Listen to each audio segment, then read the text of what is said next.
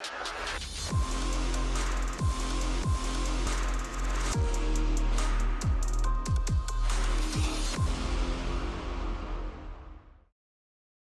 welcome back to Memorial Stadium here in Vicksburg. Glad you can join us. Week 2 of Friday night high school football. We find ourselves once again here at Memorial Stadium, where the Gators will take on the Patriots of Forest Hill. They lost to Florence last week, 57-0. But hey, this is another Friday night. You never know what's going to happen. And we said that last week, Coach Lacey, as we bring you in here.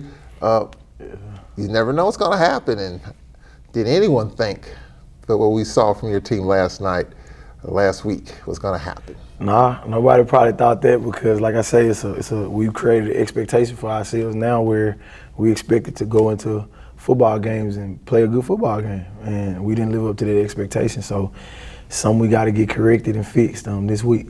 Was it first game jitters for the players? Was it first game jitters for you? Now, you had said that once you got on the field that you probably settled things in. Were you nervous as a coach? Do you think your players were a little uptight? I think it was more so a getting back humble type of deal. I mean, like I say, we've been around each other for a long time, so I think everybody's pretty comfortable with themselves. I just think we got to get out of last year. You know, kids still focusing on the success that went on last year. And I mean, we talking about 16, 17, 18-year-old kids who have to try to reprogram themselves to go in the next direction. So that's something that is a challenge for them right now. It's a challenge for me, getting their minds wrapped around it. So I think it was just one of those things. We just got to humble ourselves. Yeah, you were quoted this week saying you can't live on past success. And I guess that's easy to say, but with this generation, it's hard to do. It is. I mean, they get so tied up into the drug of success where when it does happen, they think they can live on that for an extended period of time. And, what I've found is just teaching kids in this generation that, that doesn't matter anymore. It's about what needs to be done to keep sustaining that success is something you're trying to, coach them on. Well, speaking of success, and if you look at the game last week, we started out successfully running the football. I mean, first couple of drives moving up and down the field, then we kind of got in our own way. Penalties and false starts, those pre-snap stuff, I know that was frustrating. Yeah, and I mean, like I say, it goes back to the success thing. I think, them moving the ball that way or us moving the ball that way, we kind of look at it like we're going to continue to do what we want to do. And like I tell them, football is a play-to-play type of game. You can have one good play here and then the next play be a terrible play that ruin everything. So just getting the kids to wrap their minds around focusing on what I'm supposed to do on this particular play and then forgetting about it and moving on to the next one, trying to do it the right way. So that's the challenge right now with my group is trying to get them to focus on the things one play at a time. You were able to run the football. It was good to see Blackmore running the football well, Montgomery running the football well. Your running game was great when it was getting it done. But then all of a sudden we just got stuck offensively. So defensively, let's talk about that, because it was 12-0 at the half.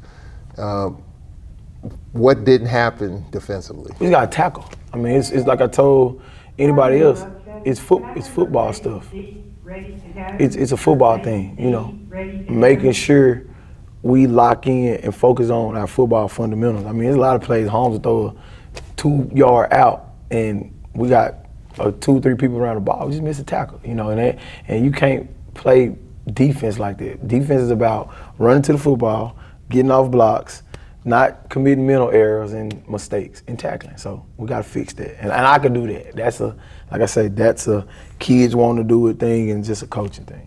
You talked about that as well. It's not a schematic thing. It's a football thing. So let's break that down in two parts. This is the schematic part of the game last week. What pleased you about that? Because obviously you felt like that wasn't as much of a factor. Well, I mean, we was in the places to make the plays. We had the blocks lined up. We had the defense set to where we did put pressure on the quarterback to where he didn't have a lot of time to just sit back and throw the ball. He did a lot with his feet last week. And that's the schematic part of it, knowing that I got receivers covered, I got DBs in the right spot. I mean, there's a lot of times I had a DB sitting right up under a receiver and the receiver just catch the ball because the DB took his eyes out the spot the quicker than he needed to. So that's why I say it's schematically, same stuff they've been running since they was in middle school. We just have to hone in on the football thing that's going to make us a good football team. All right, so let's look at part two of that. It's a football thing. That has to improve. So what has to improve from the football perspective? Discipline. Are my eyes in the right spot? Am I doing the right technique when it comes to making a tackle?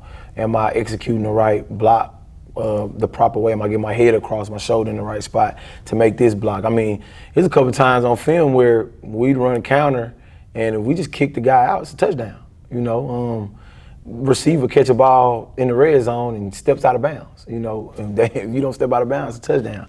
The awareness of knowing where I'm at on the field and things of that nature. And like I say, most of the mistakes that were made last week were made by newly inserted players.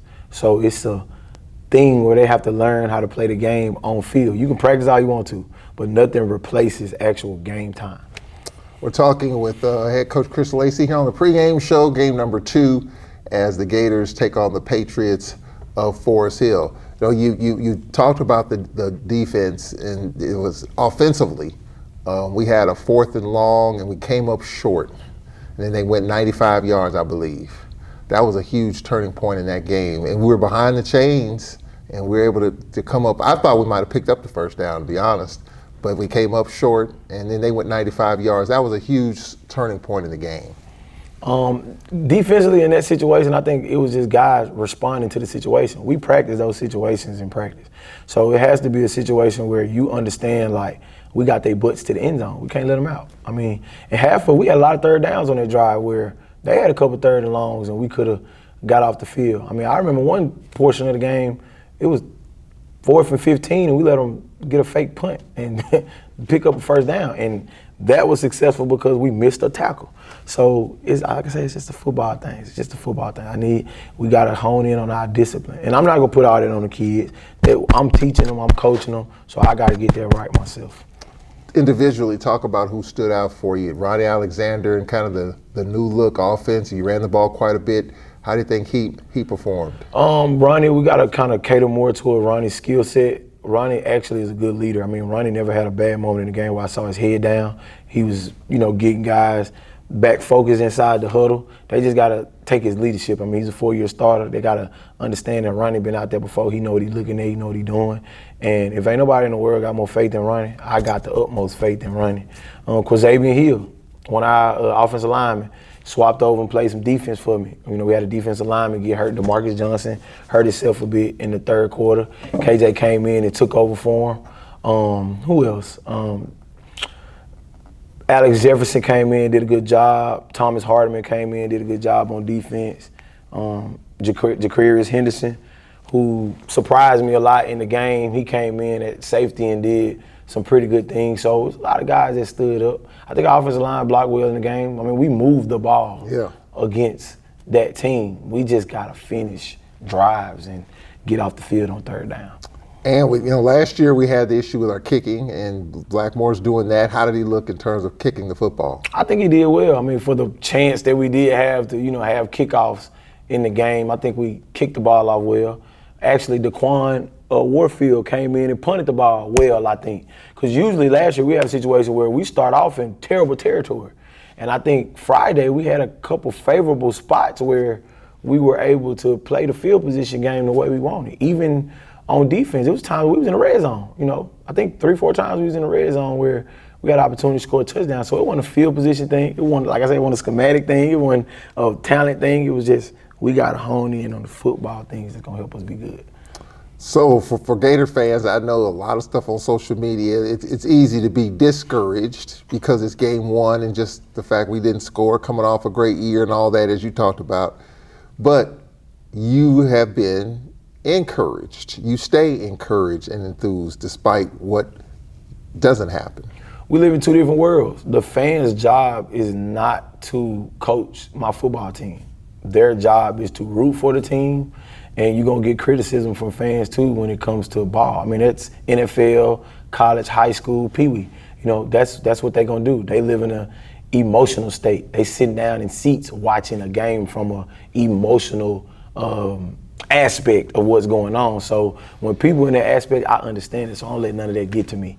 We put up 45 points on the scoreboard, nobody's saying anything. And then we don't score any points, they're gonna be mad. They pay tickets to come support and watch entertainment. So I understand that aspect. You go to a concert and your favorite singer don't perform well, you know, back in the day, they used to throw tomatoes and lettuce on the stage. So I understand that. I think they still are when fans you see it on social media. Right. Fans throwing stuff at that. Ain't nothing, you know, the Bible says there's nothing new under the sun. So when I see stuff like that, you can expect that to happen. So I'm not worried about any of that. You know, my job is to keep my composure and teach kids how to play football and do it that way. So I'm gonna be encouraged because I'm looking at it from a pen and paper perspective, and I watch the film every day. So it's my job to correct that. Same difference in me being a teacher, same thing me being a coach or a parent. You know, my son mess up, I gotta coach him up on doing something better, and it ain't gonna always be right. So you just keep on doing those things to help him out. So I'm positive about it. I never get down about that. I've been playing football since I was 5. I've been coaching it for 8 years, so we good to go with that. They say in coaching, they say in sports, the biggest adjustments usually are made between game 1 and game 2. So here we are, right after game 1, getting ready for game 2. Are you a believer in that philosophy? The biggest adjustments that you make is usually after from week 1 to week 2? Yes, most definitely. I had to evaluate what did they do well in that game Friday, and can we carry that on into this week and give them more of what they did well. So that's my job to do this week. And the things that didn't work, kind of shoot them out a little bit and, you know, fix those when we can. But what do we do well? Keep it simple for the kids. You know, I had to understand that I got 9 new starters on defense. I can't expect them to be the boys that just left because they was all 3-year starters. So we got to work up to that. So that's what we kind of going to hone in on this week, is just getting back to fundamentals and keeping it simple for these kids so they can just go out there and play. You talk about Ronnie Alexander out of the shotgun or under center. He had one, batted away. You try to spread the pocket a little bit for him as you try to push it downfield? It's just putting Ronnie in situations that help him out. Peyton Manning ain't Michael Vick. You know, Michael Vick ain't Tom Brady. Tom Brady's not Phillip Rivers. You know, everybody has that thing about them that makes them special at their position. So our job is to find ways to help Ronnie be successful within our offense.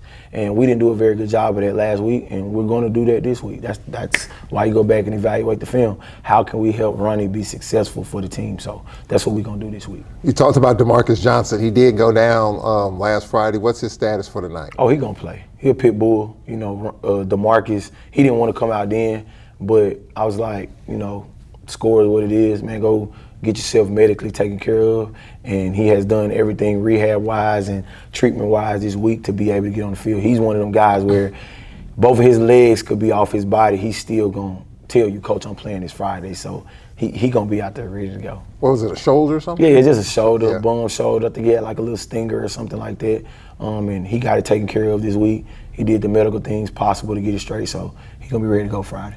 Well, Coach, let's look at tonight's opponent, Forest Hill. They lost 57-0 to Florence. We can't be fooled by that, can we, Coach? Nah, I never get fooled by any of that. It's just like our game. One thing goes wrong this way, one thing goes wrong that way, and all of those things are corrected in a week. Forest Hill going through the same thing we going through, trying to fix their mistakes.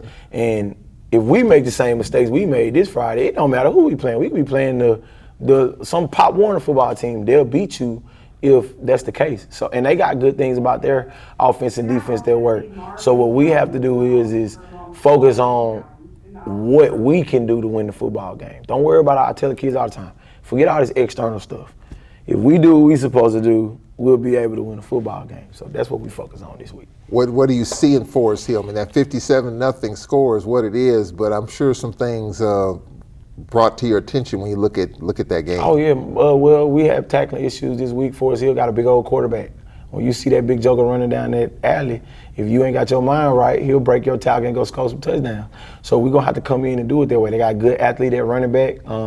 That joker can run. He plays a little receiver, and some of those guys go both ways. So Forest Hill is gonna have athletes. You know, they got about 80-some kids on the team, I think, this year. I saw that on the news. So I know they're going to have depth at certain positions, and they're going to have kids out there. So we got to make sure that we respect who we playing and go out there and play a good football game. I know And I know the former coach talked about this every time we play, and I think last year we went over to Jackson 2 or 3 times with the schedule that we had. Don't sleep on JPS teams at all, because there's talent there. It's just a matter of cultivating it, finding the right fit, and all that. The talent is there, so you better be ready. You better be ready. I grew up, like I said, I grew up in Warren County. I've been playing football. I've been in football, involved with it here for a long time. We always traveled up, I-20 to go play teams in Jackson, and they always gonna come ready to go. They're gonna have athletes, and they're gonna have some of them basketball players out there jumping over people's heads, catching footballs and things of that nature. I mean, even last year playoff game, we was up 35-0 on Callaway, and they made it a game. So you gotta make sure you take everybody serious when you get ready to play them, because it's competition. Last year they had a basketball coach that was coaching the team, but you were saying before we went on that they have someone in there who knows the X's and O's and Jimmy's and Joe's. Yeah, Coach Phil, he's a hard-nosed man. Like, I know him personally, met a couple coaching clinics. I know he know ball, and he gonna change their program around to where people gonna have to respect him when they step on the field. It's his first year being a head coach up there too, so he gonna have his kinks and wiggles he gotta work out too, but that's the point of playing the games and going to practice to figure it out. Speaking of practice, how was this week of practice? Despite the loss, it was tough for everybody involved, but you got a lot of football in front of you. How was this week in trying to flush Holmes County out of your system? Well, one thing I know about these kids, they hate losing. They not losers. They've been winning since they was Pee-wee, Packers, Ravens, middle school, they won a championship. So this particular group of kids understands winning. But the success bug caught them. And when the success bug bites you, you got to kind of go through that treatment of getting that virus out of your system, and hopefully they've locked in this week. It seems like I got a pretty good read on them that they have to get back focused. And I always tell them to block out the noise. Like, anything that's happening in the community, the newspapers, the media, get at to me. Let Coach Lacey handle that, and y'all just focus on football. Coach, this is a big one here. We go to Natchez next week, and that's going to be a big game as we head down 61 South. You get this one, get back on level, and see what happens down in Natchez. Oh, yeah, look, we started off 0-2 last year, and we ended up playing for a North State Championship, and we won a district title.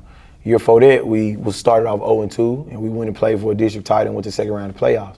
So I understand when it comes to that, you just got to work out them kinks and wiggles. It's different for some teams, so in our way, it's been a trend that this is what we do, a trend that I hopefully don't want. It'd be good to win the games, and that's our goal every game, but it happens different for everybody. So our kids know what they got to do. I know what I got to do. The coaches know what we got to do, and our administrative and everybody else have been supporting us on getting it on the road. So I'm excited to see what Friday holds. Coach, let's go get them. Yes, sir. Go Gator. That's Vicksburg High Coach Chris Lacey joining us here. TJ Mayfield, Charles Edmond will be back with the kickoff after this.